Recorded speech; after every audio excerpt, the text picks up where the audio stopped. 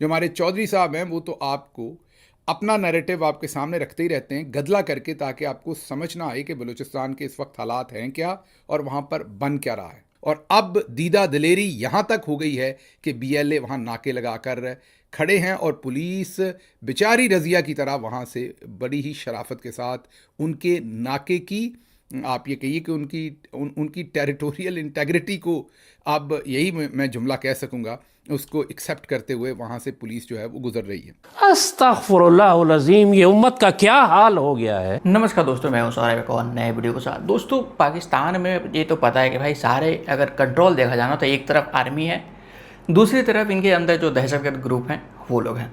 लेकिन बलूचिस्तान का सिस्टम पूरा अलग है, क्योंकि ये लोग अपने आज़ादी के लिए लड़ रहे हैं और कहीं ना कहीं इसके बाद अब जीबी भी इसी मुकाम में, मतलब इसी तौर पे, इसी रास्ते पे शामिल होने के कगार पे चल रहा है। क्योंकि ये लोग जो गिलगित बल्तिस्तान में जो कहानी कर रहे हैं, वहाँ के भी लोग अब यही करेंगे कि ऑलरेडी एक तो अवैध कब्जा कर रखा है पाकिस्तान उन लोगों पे, क्योंकि वो लोग भाई तो पाकिस्तान का हिस्सा है ही नहीं, वो तो ज़बरदस्ती कब्जा करके रखा हुआ है। लेकिन इसके बाद अब वहाँ पे भी जो जुर्म हो रहा है ना, अब वो लोग भी पाकिस्तानी फ़ौज को, पाकिस्तानियों को मार मार करके भगाना स्टार्ट करेंगे वहाँ से, जैसे कि अभी बलूचिस्तान के अंदर हो रहा है। बलूचिस्तान में ये लोग इतना जुर्म किए कि इसके बाद वो लोग भाई फ्रस्ट्रेट हो गए, उनको कुछ मिल नहीं रहा है, तो वो जाहिर सी बात है भाई अपनी आज़ादी के लिए ही लड़ेंगे, और आज़ादी के लिए वो लड़ रहे हैं। और अब पूरी तरह से अगर देखा जाए तो बलूचिस्तान पे वो लोग अपना कंट्रोल हासिल कर चुके हैं। तो चलिए सबसे पहले इस वीडियो को देखते हैं, और अगर वीडियो चल रहा है तो वीडियो को लाइक जरूर से कर दीजिएगा, चैनल पर ना तो चैनल को सब्सक्राइब कर लीजिएगा, बेल आइकन प्रेस करना ना भूले, ताकि यार आने वाली लेटेस्ट वीडियो का नोटिफिकेशन आपको मिल जाएगा, और अपने राय कमेंट्स में जरूर से दीजिए। तो चलिए सबसे पहले वीडियो स्टार्ट करते हैं, फिर मिलते हैं वीडियो के एंड में। ज़रा वीडियो देखिए गौर से। इसमें हमने असलहा पकड़ा हुआ है, लोगों ने उसको ज़रा धुंधला किया है जानबूझकर, क्योंकि यूट्यूब के कुछ रूल्स होते हैं उनको फॉलो कर रहे हैं। तो असलहा बरदार जो बीएलए के दहशतगर्द कहना है आपने उन्हें दहशतगर्द कहें, सेपरेटिस्ट कहना है सेपरेटिस्ट कहें, यही हुकूमत पाकिस्तान उन्हें कहती है। उन्होंने नाका लगा रखा है, चेक पोस्ट बना रखी है। ऐसी सैकड़ों चेक पोस्टें जो हैं वो बीएलए ने खुले आम पूरे बलूचिस्तान के अंदर लगा रखी हैं। बलूचिस्तान जो है वो नो गो एरिया है बहुत सारे पाकिस्तानियों के लिए। मसलन कोई पंजाबी अगर उधर चला गया तो वो तो बच के वैसे ही नहीं आता। अब तो आपने सुना था पिछले दिनों कि जो गवादर यूनिवर्सिटी के vice chancellor, pro vice chancellor और उनके एक दो और साथी, वो पता नहीं कितने दिन बेचारे अगवा रहे और उसके बाद उनकी जान छूटी। इसी तरह आए दिन हुकूमती, कभी एयरपोर्ट के सिक्योरिटी ऑफिसर को उठा लिया जाता है, कभी किसी एसी को, कभी किसी डिप्टी कमिश्नर को। तो मामलात इसी तरह के वहाँ चल रहे हैं। गौर से इस वीडियो को देखिए। पुलिस की गाड़ी आ रही है और पुलिस जाहिर स्टेट है, रियासत है, उसका एक रिप्रेजेंटेटिव इदारा है। तो पुलिस की गाड़ी आ रही है और वहाँ पर बीएलए ने अपनी चेक पोस्ट बनाई हुई है। गौर कीजिए कि पुलिस बीएलए की चेक पोस्ट से बिल्कुल शरीफ शहनाज की तरह, मतलब मैं वैसे ही नाम ले रहा हूँ, शरीफ शहनाज कह लें या शरीफ रज़िया कह लें, उसकी तरह गुजर रहे हैं पूरी शराफत के साथ, बग़ैर उनको पूछे कि आपने यहाँ नाका क्यों लगा रखा है, आपको क्या तकलीफ़ है, आप सेपरेटिस्ट हैं या आप कौन हैं, आप यहाँ पर बंदूकें उठाकर नाका लगाकर क्यों हुकूमत की रेट को चैलेंज कर रहे हैं। बल्कि नज़र ये आ रहा है कि जो बलूचिस्तान पुलिस है, जो पाकिस्तान की रियासत का एक रिप्रेजेंटेटिव इदारा है, वो बीएलए की टेरिटरी के अंदर उनकी मर्ज़ी से मूव कर रहा है। जी हाँ, ये सूरत हाल अनफॉर्चुनेटली वहाँ से नज़र आ रही है। जाहिर है टेरिटरी तो ये पाकिस्तान की है, लेकिन ऐसे लग रहा है कि जैसे दहशतगर्दों ने मुकम्मल कब्ज़ा वहाँ पर अब जमा लिया है। लेकिन हमें ये बातें नहीं बताई जाती, हमें पता नहीं कौन कौन सी कहानियाँ बनाई जाती हैं और बताई जाती हैं। और यहाँ ये याद रहे कि जिस तरह इस वक्त पूरे पाकिस्तान में फील्ड मार्शल आसिम मुनीर साहब की हुकूमत है और ये अर्दली शर्दली रखे हुए हैं। बलूचिस्तान में पिछले कम से कम 40-50 साल से तो हम यही देख रहे हैं कि डायरेक्टली मिलिट्री जनरल्स जो हैं उन्हीं की हुकूमत है। वहाँ पर हुकूमत में जिसको भी बिठाया जाए, जैसे आजकल सरफराज भुगटी बैठे हैं जो रिप्रेजेंटेटिव हैं जनरल्स के, और उन्हें शामिल करवा रखा है पीपल्स पार्टी में, तो दिखने को पीपल्स पार्टी की हुकूमत है लेकिन असल में नहीं।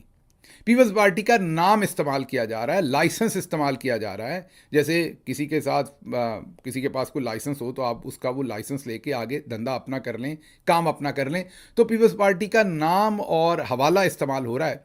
काम वहाँ पर हमारे मिलिट्री जनरल्स ही करते हैं। परफॉर्मेंस क्या है वो ग्राउंड के ऊपर आप देख लीजिए। बलूचिस्तान को इफेक्टिवली ब्लीड कर दिया गया है मुकम्मल। आगे बढ़ते हैं। ये तो हो गया एक तरफ, तो ये हमारी हकीकत है कि हमारे साथ हो क्या रहा है। अब आगे 2-3 खबरें आपको दूंगा, उससे आपको अंदाज़ा होगा कि ये हकीकत है और दूसरी तरफ हमारे जनरल्स किस मिजाज में हैं, किस मैं ये कहूँगा कि किस ख्वाब में हैं, या कौन सी चीज़ें हमें बताते हैं और दुनिया को बताते हैं, उसमें तालमेल कितना फ़र्क है, उसको ज़रा सुन लीजिएगा। पाकिस्तानी रॉकेट फोर्स के नए commander lieutenant general Numan Zakaria Bharat के जारहाना अज़ाइम को बेनकाब करते हुए, ये ISPR ने ये टिकर जारी किए हैं कि उन्होंने एक कॉन्फ्रेंस के अंदर डायलॉग या कॉन्फ्रेंस के अंदर उन्होंने पाकिस्तान का पॉइंट ऑफ व्यू प्रेजेंट किया है और वाजे किया है कि मुस्तकबिल की जंग में फैसला मिनटों में नहीं बल्कि सेकंड्स में होगा। वो कहते हैं कि पाकिस्तान और इंडिया का अब फासला इतना कम है, दोनों का एक दूसरे के साथ बॉर्डर जुड़े हुए हैं, फासले इतने कम हैं कि बैलिस्टिक मिसाइलों का फ्लाइट टाइम जो है वो महज 180 से 300 सेकंड तक रह गया है। मतलब 3 मिनट के अंदर अंदर मिसाइल अगर फायर होगा एक मुल्क से तो दूसरे मुल्क में जा लगेगा। तो अब 180 से 300 सेकंड हैं सिर्फ फैसला करने के। तो आप सब ने डर नहीं जाना, जाहिर है ऐसे फैसले पहले से हुए होते हैं, ज़रा थोड़ी सी इसमें जनरल साहब जो हैं वो ड्रामाई तश्कील ज़्यादा डाल रहे हैं। तो जब ऐसी सूरत हाल होती है तो ऐसे फैसले पहले से होते हैं। तो इसी तरह से आप सब ने डर नहीं जाना कि हुण साडा की होएगा, साडा वही होएगा जो BLA के साथ उधर हो रहा है और जो कुछ हो रहा है वो हमारी ग्राउंड रियलिटीज़ हैं।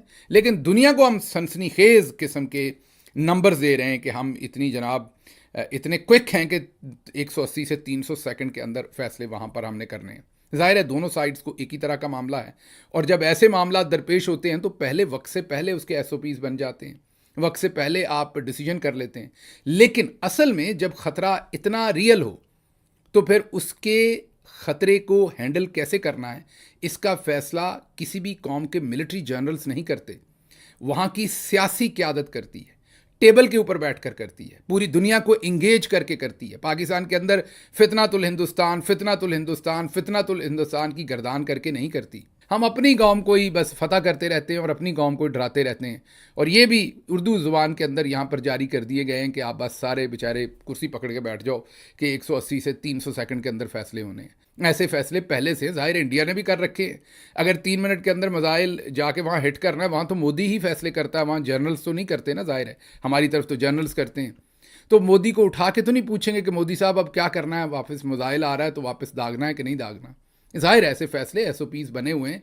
अगर एक कंट्री से मिसाइल आता है तो उसको क्या करना है वो सारे फैसले वहाँ हुए हुए हैं। दोस्तों ये है नंबर 1 फौज की औकात। इनकी सारी औकात BLA ने दिखा के रख दिया है, TTP भी दिखा रही है, बाकी जो दहशतगर्द ग्रुप है पाकिस्तान के अंदर वो भी दिखा रहे हैं। लेकिन अभी भी ये ज़बरदस्ती के अपने लोगों को चूरन बेचते हुए नज़र आते हैं कि भाई देखें हमने तो भाई भारत को चना चबा दी है, हमारा नाको चने चबा दी है। इनकी यही बयान रहती है हमेशा। मतलब अपन अंदर के ये हालात हैं जहाँ कि ये खुद जा नहीं सकते, आ नहीं सकते वहाँ से विदाउट BLA के परमिशन का, और ये बात करते हैं कि हमने भारत को हरा दिया।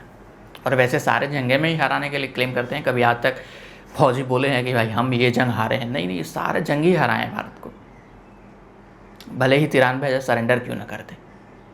आप ये रहेगा इस वीडियो पे अपनी राय कमेंट्स में जरूर चले। अभी तक वीडियो बने तो वीडियो को लाइक जरूर से कर दीजिएगा, चैनल पर नए तो चैनल को सब्सक्राइब कर लीजिएगा, बेल आइकन प्रेस करना ना भूलिए ताकि आने वाली लेटेस्ट वीडियो का नोटिफिकेशन आपको मिल सके। और अपनी राय कमेंट्स में जरूर से दीजिए।